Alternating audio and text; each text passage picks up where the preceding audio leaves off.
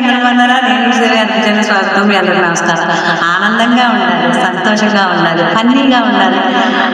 Happiness, సంతోషం, కాంతి అనేది ఎందులో ఉంటుంది? సంతోషంగా ఉండడమే కాంతి. బాధ అనేది బయట నుంచి రాదు.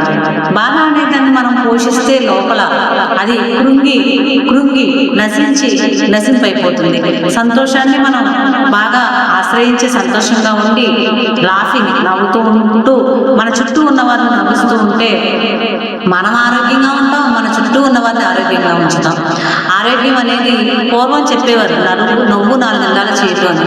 కాదు, అసందర్భమైన నవ్వులు తప్పే, కానీ సందర్భమైన నవ్వులు ఉత్తమమే. ఎందుకంటే ఇప్పుడు గర్భిణీ స్త్రీలకు కూడా చెప్తున్నారు, మీరు జబర్దస్త్ చూడండి, లేకపోతే ఏదైనా ఫన్నీ జోక్స్ వినండి అని చెప్పాలి.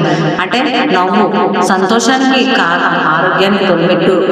హరిని ఆశ్రయించినట్టే అందరం కూడా ఆనందాన్ని ఆశ్రయిద్దాం, వ్యాపారాలు పొందడం. సంతోషంగా ఉండండి, ఆరోగ్యాన్ని పెంచుకోండి. మా ఈ కాన్సెప్ట్ వస్తే హరి జనలక్ష్మి